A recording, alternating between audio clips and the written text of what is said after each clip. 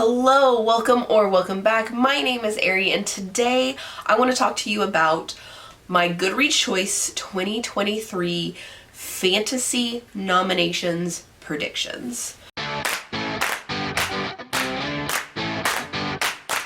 If you're unfamiliar with how Goodreads Choice Awards work, every year they have a bunch of different categories and there's 20 books per category that they nominate, and then the users of Goodreads can vote on what their favorite book in all of those categories are.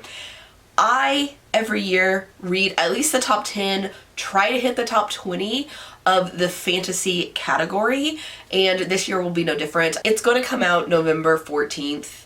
Because it usually always comes out on a Tuesday, and it's the second Tuesday of November. So expect the nominations to be out next Tuesday. Expect a video from me where I review what I've predicted in nominations from this week and see what made it, what didn't, what I've read, and what I need to read.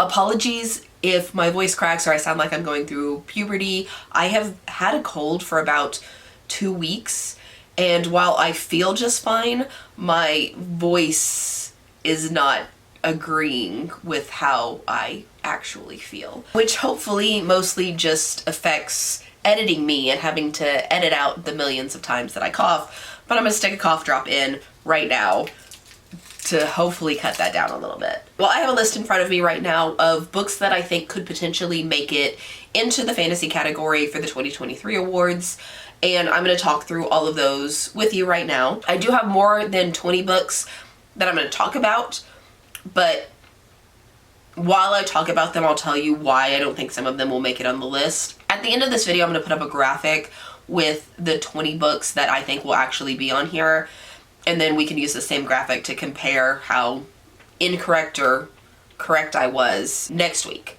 Before we get into this, let's go over the rules really quick. Books published in the United States in English between November 16th, 2022 and November 14th, 2023 will be eligible for the 2023 awards. This is straight from Goodreads' website. Goodreads will nominate 20 books in each category, and they base this on back-end statistics that we can't see, which is why you get these prediction videos, because there's no way to calculate this without having access to Goodreads back-end with numbers and stuff that we can't see.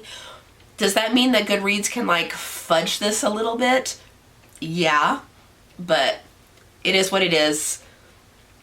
The prediction videos are kind of fun. A book can only qualify for one category, excluding the debut novel category. You can be in a category and debut novel, but you can't be in like science fiction and fantasy, or fantasy and romance, if that makes sense. The book must have an average rating of 3.5 or higher, which not very hard for fantasy books. All of these have very high ratings, but this does affect like horror nominations, where some really good books, people just don't like it and they have really, really low ratings. Only one book in a series per category, but if an author releases books in multiple series, or if an author has like a bunch of standalone books, all of them can qualify, which both of those scenarios are going to come up. And this is a popularity contest. So even though you would like to see actually really good books, you're not going to see that. You're just going to see popular books, typically written by white authors and that are traditionally published. It's not fair, but people individually are great. People as a whole are a bunch of assholes. So let's get into what my predictions are. All right, let's start out with getting the winner out of the way. Fourth Wing. Fourth Wing by Rebecca Yaros is going to win the category. There is no competition for this. The only person that could ever compete with this would be Sarah J. Maas, and she didn't put out a book this year. So Fourth Wing by Rebecca Yaros is going to win the category. Let's move on to more interesting things. Hello, currently editing. I just wanted to jump in here and mention really quick that Rebecca Yaros has recently said some pretty shitty things about the genocide happening in Gaza right now, and just like the Israeli-Palestine events going on. And I encourage you to do your own research about this. I am in no way qualified to speak about this, but Rebecca Yaros has said some really shitty things about it recently, and there is some, but not a whole lot of backlash. Some people are boycotting her. It's not really organized like the St. Martin's Press boycott, which will come up later in this video, but just to make you aware and just to let you know that I am also aware of this. Now let's get back to the rest of this video. Iron Flame, which is the second book in the Fourth Wing series, also comes out within the eligible time frame, but as stated in the rules earlier, you can't have 2 books from the same series, so it's going to be Fourth Wing. You won't see Iron Flame on this list unless they break their own rules or change their rules from last year. Also with the same rule, we've got Brandon Sanderson, who released 4 books this year. But those books weren't in a series. They're all standalone books. So all 4 of these books could potentially qualify. And all of them have the readership to qualify. They were wildly popular. This is from his Kickstarter last year. All of them are released within the window. All of them meet all of the qualifications. I don't think Brandon Sanderson really had a chance of beating Rebecca Yaros, but if he did, the fact that all 4 of these books are going to be on the Goodreads Choice Awards means that he's lost that chance, because the votes for Brandon Sanderson are going to be divided between these 4 books. Those books are Tress of the Emerald Sea, The Frugal Wizard's Handbook for Surviving Medieval England, Yumi and the Night Painter, and The Sunlit Man. Now we could technically see these spread out between fantasy and science fiction, but I don't think they will be. I think they will all 4 be in fantasy, and I think all 4 of them are going to show up on the list. If Goodreads changes its system and only allows one of these to show up, then it's going to be Tress of the Emerald Sea, because that was the one that came out first. It's the most popular so far. So 5 on the list already, just quick 5, and I want to get into like categories now. So my first category is going to be popular authors or previous nominees. So these are just generally popular authors. They have a lot of books out. We know them well. And most of these authors, if not all, have been nominated for Goodreads Choice Awards with previous books. First up in this category is Hellbent by Leigh Bardugo.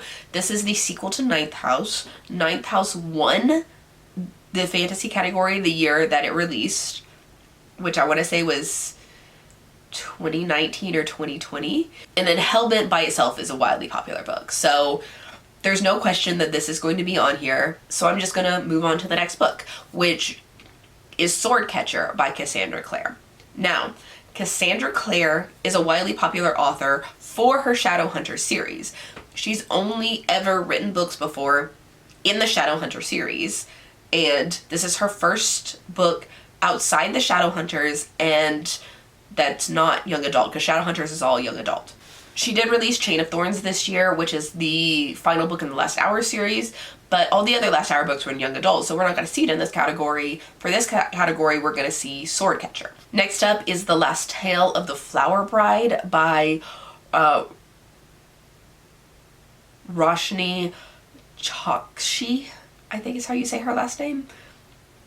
Apologies for butchering that. I believe she has been nominated in either middle grade or young adult before, but this book in and of itself is just wildly popular this year. So I definitely think we're going to see it. And I think it's going to be top 10 as well. Next up, one that I'm less confident about, and that is Witch King by Martha Wells.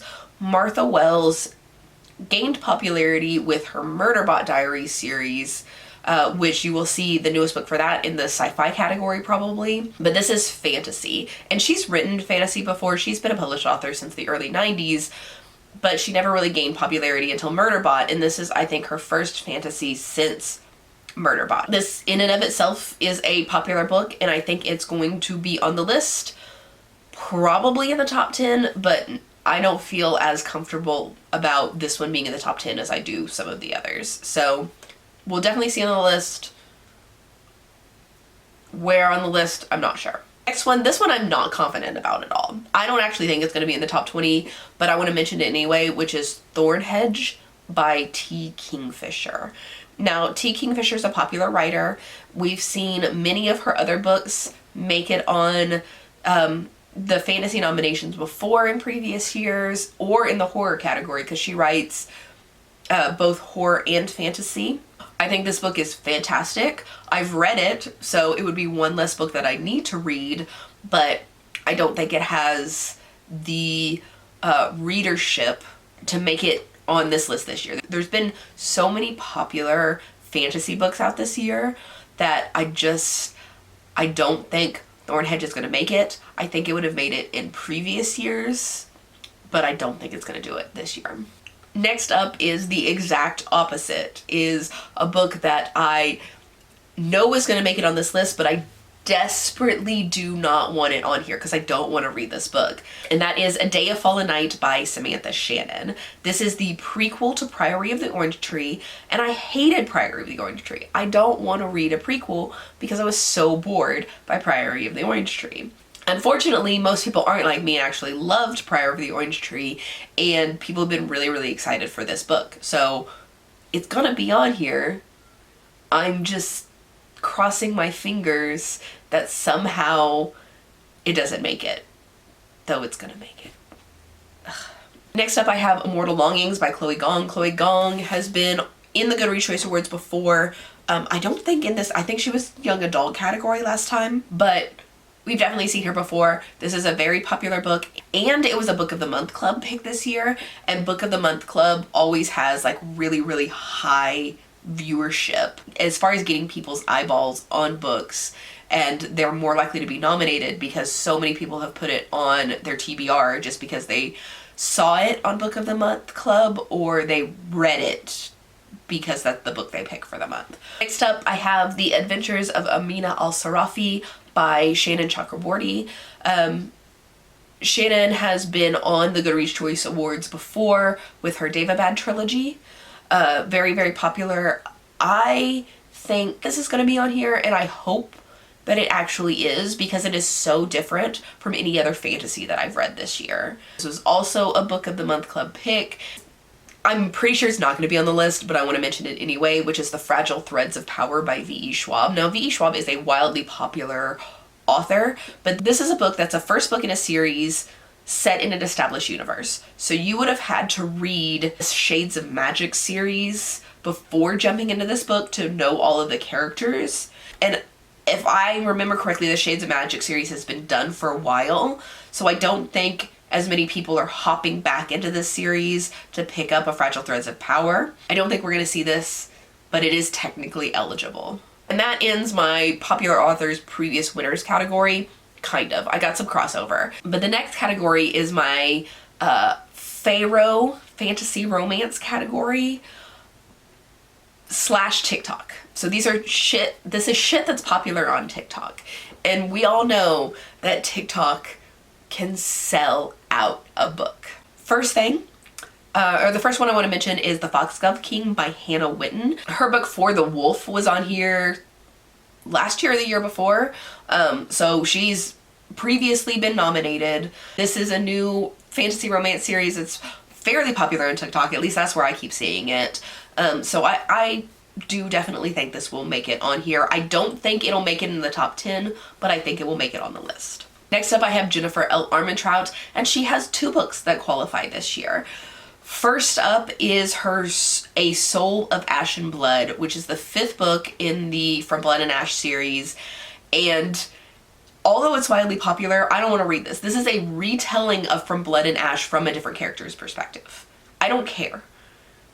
I don't want to read this, but everybody else seems to, because this has got like 30-something thousand reviews on it. And I believe all the other books in this series have been on the awards, so I definitely think this is going to be here, even though I don't want it to be. Alternately, she started a new series this year, and the first book is Fall of Rune and Wrath. Now this is like angel fantasy romance. It's not quite as popular as A Soul of Ash and Blood, but is definitely popular enough to make this list. So, I don't know.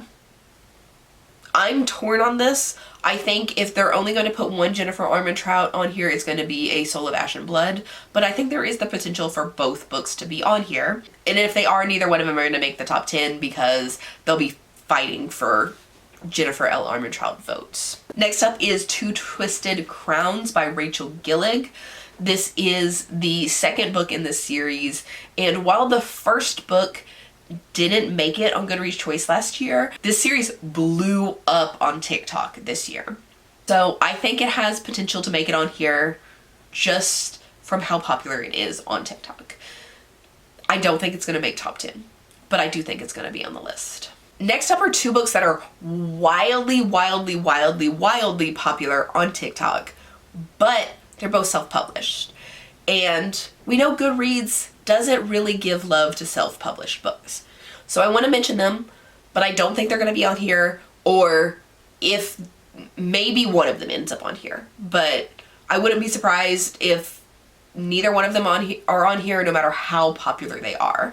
And that the first one is The Ashes and the Star-Cursed King by Carissa Broadbent. This is the second book in this series, and it's fantasy romance with vampires. So super wildly popular right now. This book itself has like 96,000 ratings. So wildly popular. And that's not even counting like the people who read the first book and haven't continued the series yet. So while this is wildly popular, I also think it's not going to end up on this list just because it's self-published, even though it numbers wise it should definitely qualify. The other one is The Coven by Harper Woods. She technically has two books in this series that fit into the date range, but I'm going to just assume that the first book in the series is the one that would get nominated when given the choice between the first and second book. Again, this is self-published, is about witches and vampires, school setting, age gap romance, like all of the buzzwords for TikTok. Wildly popular, but again, self-published, so probably isn't going to be on this list. Next category, cozy fantasy. Cozy fantasy has been gaining popularity within the last year or so, and there are a couple books that I think definitely belong on here. Now, I already talked about Brandon Sanderson's Tress of the Emerald Seed. That I would assume is cozy fantasy too. Even Amina al-Sarafi is a little bit cozy fantasy, but these are ones that I haven't talked about before. First up is Emily Wilde's Encyclopedia of Fairies. This book is just wildly popular. Like, I have nothing to go on other than this book is wildly popular, and I keep hearing people talk about it, and a shit ton of people have read it. So it's going to show up on this list. It's going to make top 10. Next up is one that I'm not as confident will be on here, but I still think it will be, and that is Bookshops and Bone Dust by Travis Baldry. The first book in this series, even though it's not a hard series, was on there last year. This one does come out like today, November 7th, so it's pushing it, but I think the first book in the series had enough popularity that this one will show up. I also wouldn't be super surprised if it didn't show up because it was published so close to the cutoff date that it just didn't get enough, that it didn't do the numbers to actually make it on here. And that ends the cozy fantasy category. We're going to move on to mythology retellings. Now, the past few years, mythology retellings have just gained in popularity, but I think they probably peaked last year. And I think we're going to see a downfall of mythology retellings and an uptick of the fantasy romance. But I still want to mention a few of them that I think have the potential to be on here. First up is Clytemnestra by Constanza Cassidy.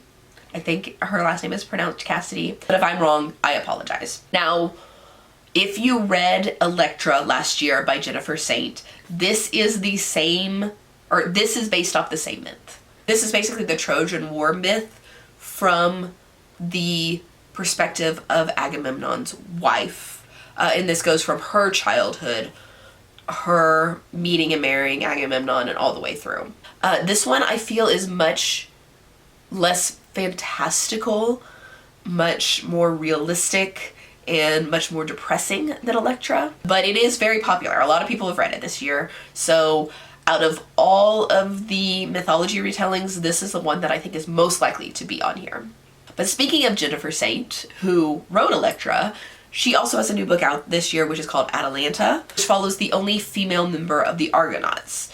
This one is not as popular, but Jennifer Saint herself has been nominated in previous years, so that makes it more likely that she's going to be nominated with her book this year. So I don't think this is going to be here over Clytemnestra, but I think that if more than one mythology retelling is going to be on here, this would be another option. Third is God Killer by Hannah Canner. This is the first book in a series. I know it's popular, but I've never read it. I don't know anything about this, but I see it all the time. I like the cover. The cover's really pretty, and I was like, oh, that's a pretty cover. And then I have no interest in reading the book. I haven't even looked up the synopsis for it to see if I would have any interest in reading the book. But the cover's really pretty, and this is popular, so potentially it could end up on this list. And those 25 books are mostly my predictions. Obviously, I talked about a couple of them in there that I didn't think would actually make it, but have the potential to be on there. I do want to talk about 3 more books though, and these are books that I think will be on the Goodreads Choice Awards. They technically qualify in fantasy, but I think will show up in other categories. First up is A Witch's Guide to Fake Dating a Demon. And I think this is going to be in the romance category because from everything I've heard about this, it is more of a contemporary romance with like a fantastical twist than a true fantasy. But it technically is a fantasy romance, so it may show up on this list. So the next book that I was going to talk about is published by St. Martin's Press, and there is an active boycott going on against St. Martin's Press. I believe what happened is their influencer manager or somebody who works with influencers on their personal accounts said some really racist, horrible shit. And St. Martin's is not holding them accountable for the things that they're saying. So the bookish community of content creators, influencers are boycotting. And when I say boycotting, I don't mean you can't buy books from St. Martin's Press or you can't read books from St. Martin's Press. We are just not giving free publicity to St. Martin's Press. So don't talk about books from St. Martin's Press. I don't have very many books from St. Martin's Press. There's none in my background, but any that I do have on my shelves, I've turned around so you can't even see the titles. So until that resolves, most creators aren't talking about St. Martin's Press books, and I'm going to be one of those creators. Basically, I think this book is going to be nominated in the historical fiction category, and that's all you really need to know. But that is everything. Here is my graphic showing my 20 predictions, and next week, whenever the nominees are released, we can go through this graphic with like check marks saying like, oh yes, this is here, this is not. What I still need to read, what I've already read, all of that fun stuff. So tune in next week if you want to hear more about the Goodreads Choice Awards, and I will see you then. Bye.